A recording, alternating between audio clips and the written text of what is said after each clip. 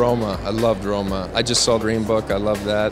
I haven't seen much, but I've seen those two, and they were great. I like Brad, and I like Lady Gaga, so I would have to go with a Star is Born. I mean, I loved A Star is Born. It was such a big, shiny, wonderful movie, and I just ate it up.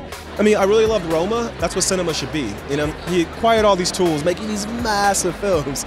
And then he used those same tools to tell another massive film, but it's massive here. I think for me, 2018, If Beale Street Could Talk, Hate You Give, and Beautiful Boy.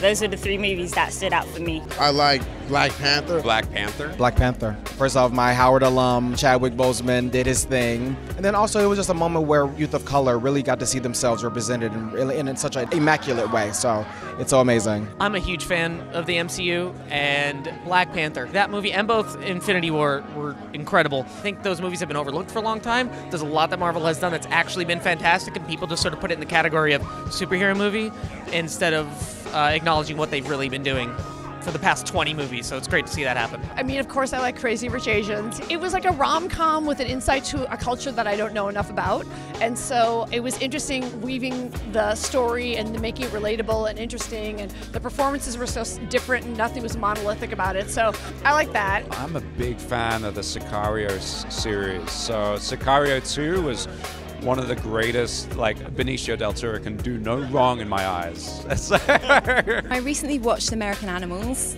and I loved it.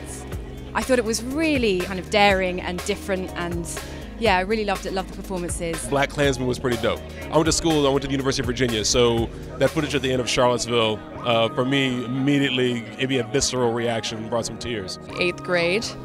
And I really connected with it. I thought it was so sweet and heartbreaking and lovely and real, and the actress in that was so endearing and wonderful, and I really loved it. My favorite movie is Fantastical Beasts, because I'm a huge Harry Potter fan and I follow all of the books, and I love every single actor a part of it. Roma and The Favourite, I think, are two absolutely astonishing and extraordinary films in any year, in any decade.